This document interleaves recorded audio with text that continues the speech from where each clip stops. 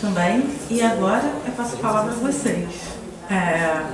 Eu acho que um aspecto que os três professores ressaltaram durante as suas falas foi a ideia de que essa é uma história de conquistas, né? Eu acho que isso é uma questão importante. A Elaine falou, a Mônica tocou nesse assunto e agora o Milka também. Deslocar um pouco esse olhar para uma história da escravidão, para uma história da subordinação, mas e pensar como uma história de conquistas, uma história que vem mostrando a luta e as conquistas de um grupo social que se organiza e que produz a diferença da sua própria condição.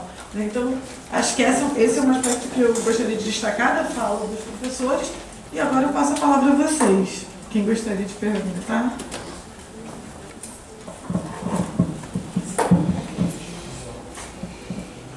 Sou estudante da Universidade Estácio de Sá, de Cabo Frio, aluno do professor Tiago. Isso não precisava.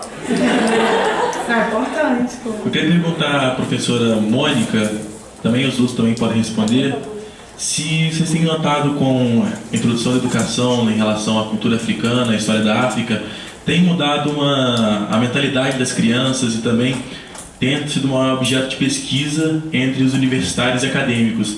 Se isso tem mostrado uma mudança efetiva nos últimos anos, desde que essa lei foi implementada. Vamos fazer uma rodada de perguntas, né? Depois os professores respondem. Agora, eu acho que isso é importante, sim, as pessoas se identificarem, saber quem são elas.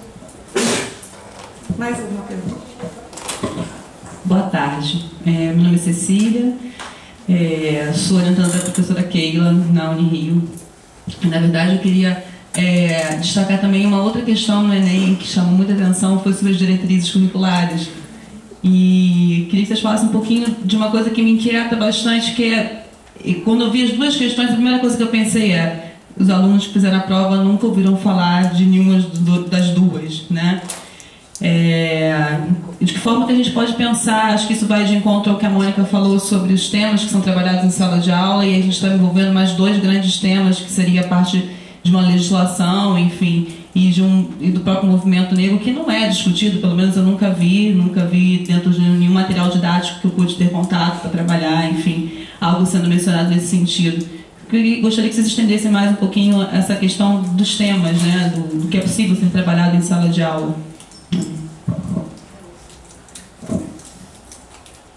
Mais alguma? Então vamos. Boa tarde, sou Aderaldo, sou professor de História. Eu queria que a Mônica pudesse falar um pouco sobre, nas discussões, na historiografia dessa história da África, o impacto da descoberta, né, do ancestral mais antigo no Brasil, origem negroide, né, a famosa Luzia.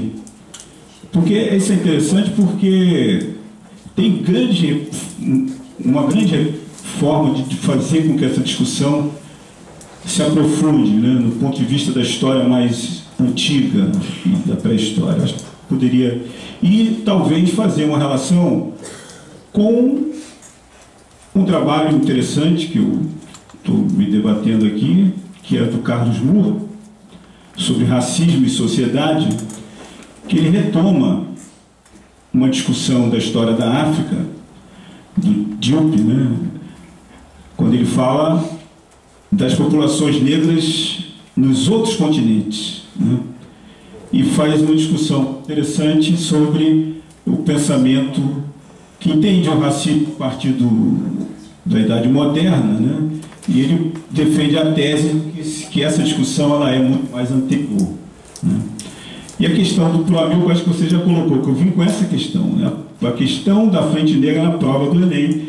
Eu acho que dá para desenvolver mais ainda um raciocínio sobre a importância disso em relação àquilo que você sempre defende, que é o ensino das lutas do movimento negro nos conteúdos de história e no ensino da história de sala de aula, né?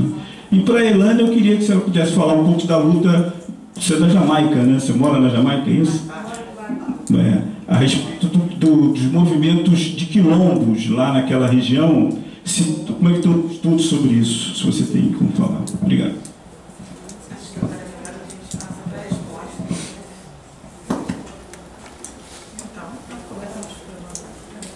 Então, começamos pela ordem das apresentações. Vamos começar pela ordem.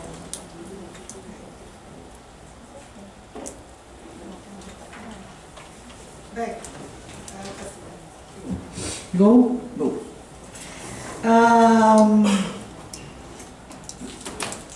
Deixa eu começar com a sua questão sobre temas para o ensino da história negra. A gente está falando negócio de luta, e a luta dos historiadores aqui está no começo. Vocês não sabem o que está lá fora. Está um balaio de gatos. Porque, assim como a Mônica e o Amilcar estavam explicando, há uma tendência ao abandono do ensino de história por um ensino de estudos sociais, humanidades, sei lá o quê. E o problema também, estou dizendo, o meu ponto de vista é mais fora do Brasil, tá? Então, nesse caso, o aluno também vai fazer o que está acontecendo nos Estados Unidos, na Inglaterra, na África do Sul, também vi isso, e no currículo caribenho das ilhas inteiras. Quando chega no segundo grau, o aluno faz opções, e a história é sempre opcional. E os pais, muitas vezes, né, auxiliando esse aluno de 14, 15 anos, 16, indica a ele que história, duas coisas: histórias não tem aplicabilidade profissional, e história é difícil porque tem que ler muito. Essa é uma parte. A outra parte é que como a história fica opcional, muitas escolas têm menos aulas de história, porque o aluno começa a se deslocar de uma sala para outra. Então, a empregabilidade do professor de história diminui e começa a se empregar um professor multiuso, que dá aula de várias coisas diferentes, abraça todo mundo e não aperta nada. E nesse contexto, então, a pessoa não precisa ser historiador para dar aula de história. E aí fica pior ainda, porque quem não é historiador e vai dar aula de história, lê o livro e faz o aluno copiar o livro e responder a pergunta, aí mata, aí completou, aí mata tudo. Então, nesse ponto, a luta é grande para poder, não só, primeiro para manter história. Aí, no segundo ponto, você pode selecionar temas. Eu trabalho com história comparada e eu ensino história do Brasil, em Barbados, e também ensino história da América, e eu só consigo fazer os meus alunos, principalmente porque é um aluno externo, mas são alunos do curso de história, entender a história do Brasil se eu colocar num contexto global. Porque é só a história do Brasil, pela história do Brasil, eles não conseguem ver. Eu acho que vocês têm que ver o aluno de vocês, mesmo sendo alunos brasileiros, que às vezes como um elemento externo. Porque ele não reparte conosco o mesmo amor pela história e a mesma profundidade. Então, de fato, a gente tem que colocar os temas numa situação de história comparativa, não só em termos comparativos, mas encontrar essas similaridades, contexto global, contexto local, esses deslocamentos, para poder fazer isso mais interessante. E aí a discussão dos temas é complicado porque vai depender de quantas horas você tem por semana para trabalhar. Né? A gente pode pensar em vários temas, mas quantas horas para trabalhar se tem no período letivo e dentro da sala de aula? E também qual que é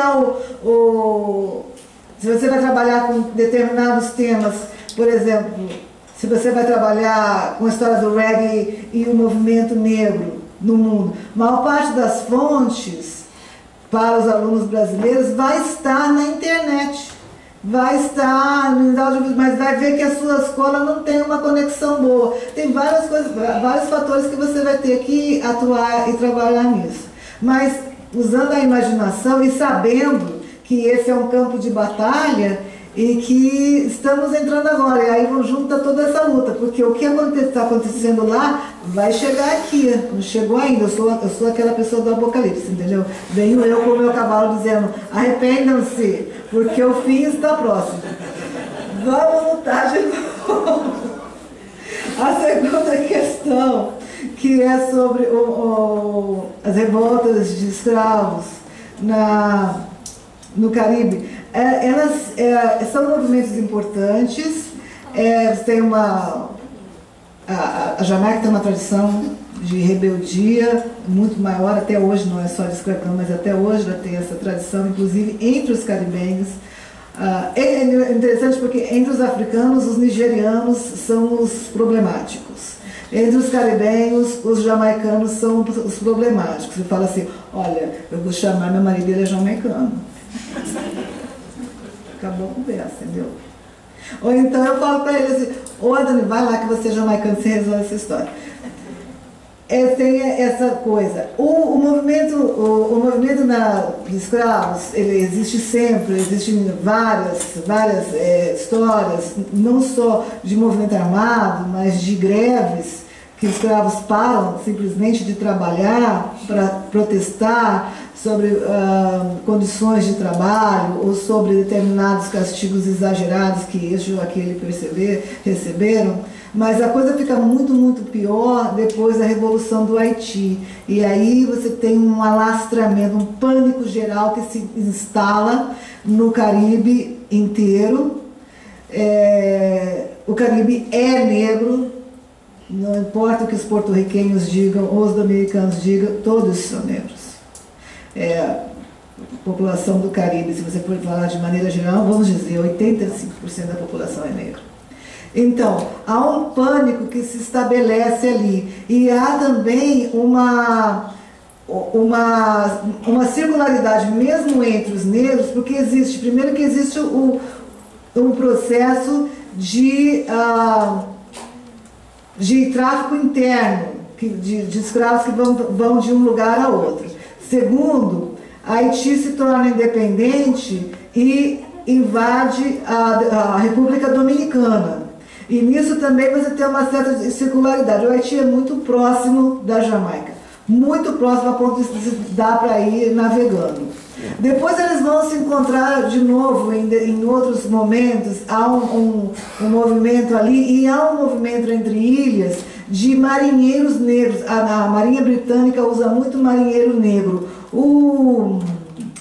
O Carlos Eugênio Líbano Soares, ele fala um pouco sobre esses marinheiros negros que dão trabalho aqui no Rio de Janeiro e criam algum tumulto durante o período ainda escravista. Então, esses marinheiros negros também são portadores de notícia para lá e para cá. Os movimentos vão aumentar ao ponto de 30 anos depois da Revolução Haitiana, a coroa britânica ser obrigada a abolir a escravidão nas colônias inglesas do Caribe, e vai, 10 anos depois, menos de 10 anos depois, 8 anos depois, vai ser a vez da França. Mas a França aí tem também uma história de pressão interna das pessoas que levam a história de igualdade, liberdade, fraternidade dentro da França, com mais rigor, de pressionar em movimento abolicionista na França também.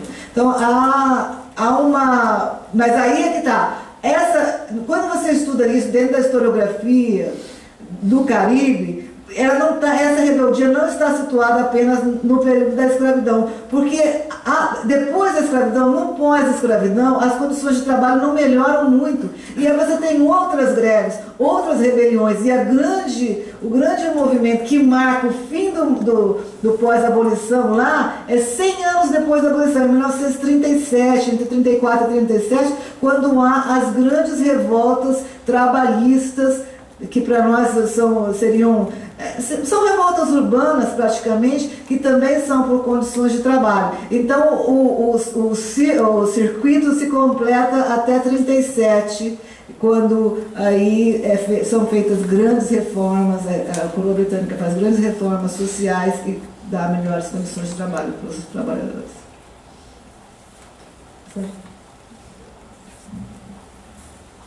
Bom, vamos lá. Com relação à primeira pergunta, né, que foi se a lei modificou os alunos, né, de sala de aula, e se tem gente pesquisando isso. Tem gente pesquisando isso. Eu, particularmente, conheço um ótimo trabalho sobre isso, que é o trabalho da Varley da Costa, que é professora da Faculdade de Educação, da UFRJ. Esse eu conheço de perto, mas seguramente, além do trabalho da Varley, deve existir outros. E ela foca especificamente nos alunos, enfim, inclusive nos limites dessa mudança. Porque, como a Milka falou, não é simples você mudar uma cultura e um olhar sobre si próprio e a questão do estereótipo, do racismo, que é esmagador, né? Que está no cotidiano, que está desde a criança, da sua mais tenra infância. Quando ela aprende o que é bonito, feio, o que é adequado e inadequado, enfim, o que deve ser digno de orgulho, o que deve ser digno de vergonha, tudo isso que é aprendido desde muito cedo, para desaprender isso e começar a pensar diferente é difícil.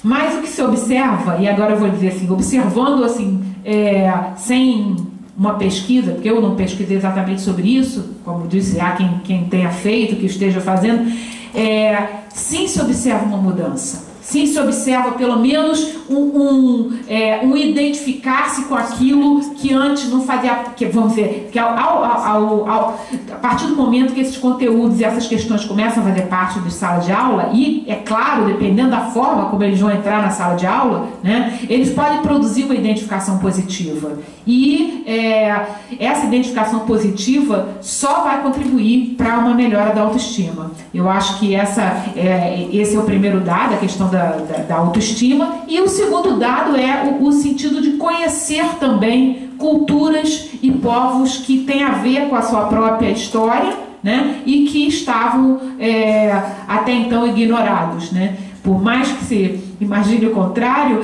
dentro da cabeça de muitos jovens, nessa idade mesmo, que eu estou pensando assim no ensino médio, por exemplo, onde isso é mais perceptível, existe um fascínio pelo conhecimento. É complexo às vezes ele ser trabalhado, mas existe. E ele, quando essas questões aparecem como um conhecimento novo, elas ganham um lugar de respeitabilidade. Claro que tudo isso, gente, é um trabalho muito longo e muito difícil. Muito difícil. E a gente está brigando contra um sistema que é poderoso, como disse o Amilcar. O cara tem duas colunas em 2 dos maiores jornais. A gente recentemente viveu situações que pôde observar o poder da mídia no nosso país. É poderoso. Portanto, a gente está consciente que a gente está lutando contra realmente algo muito maior. Então, sim, há efeitos, mas, é claro, muito distante do que se sonha ainda. Com relação às diretrizes curriculares, Cília, eu fico pensando se no início, porque sempre tem um momento no ensino de história em que a gente trabalha um pouco, quase todo professor viveu isso, ou vai viver, ou está vivendo, é que a gente trabalha, em geral, no início do primeiro ano do ensino médio, em alguns lugares, em outros lugares é trabalhado também lá no 6º ano, no início do 6º ano do ensino fundamental, que é como se constitui a história. O que é a história, como ela se constitui como campo do conhecimento, as fontes, né, tudo isso. Em geral, se trabalha essa temática, em algum momento da vida escolar desse aluno no ensino de história. Eu acho que é importante trabalhar também como é que se constitui a história que está sendo ensinada. Ou seja, não só o campo da pesquisa, da historiografia, mas aquilo que ele está aprendendo em sala de aula, que foi escolhido para fazer parte do seu currículo, como é que aquilo veio, né? De onde aquilo veio, de que ideias, de que matrizes. Acho que vamos dizer assim, esse conteúdo, ainda que não seja o conteúdo, mas essa reflexão é algo que é importante, e não deve ser só para a história, a meu ver. Eu acho que é algo que todas as disciplinas devem fazer, no sentido de que aquele aluno entenda como que aquelas coisas que ele está estudando foram escolhidas para estar ali, porque aquelas e não outras.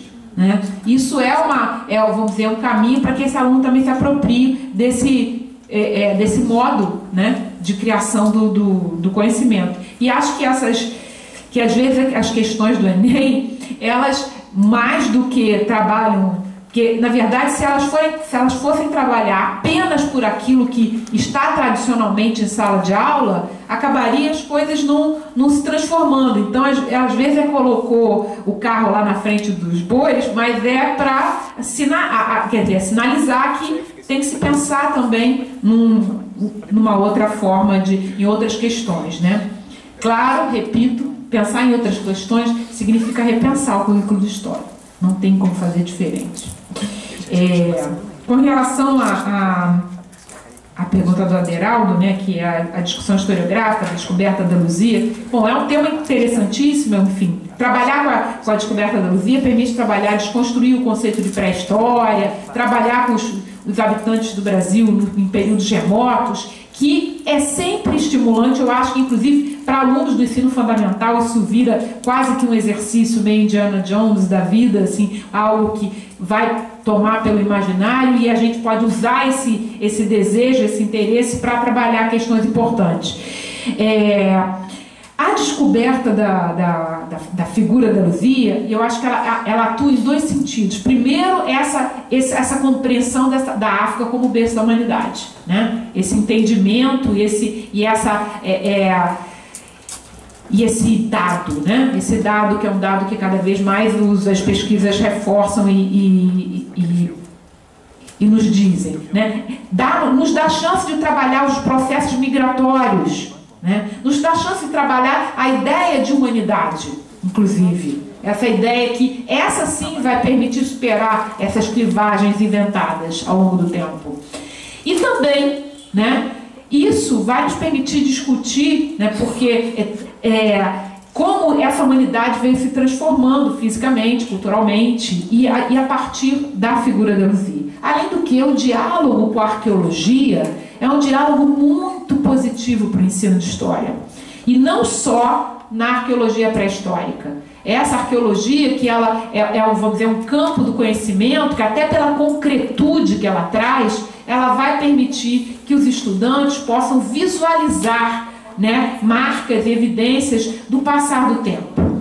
Então a Luzia não só nos remete à ancestralidade africana geral no Brasil, mas que pode ser estendida para o geral, mas nos permite também trabalhar a arqueologia como um campo de saber que dialoga, repito, não só com a história remota, mas com a história contemporânea. Entendeu? Então acho que essas questões devem ser cada vez mais visitadas em sala de aula por todas essas razões.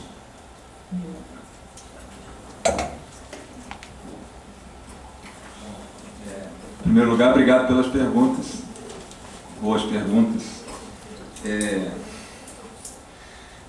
Eu fiquei pensando logo sobre a questão dos temas.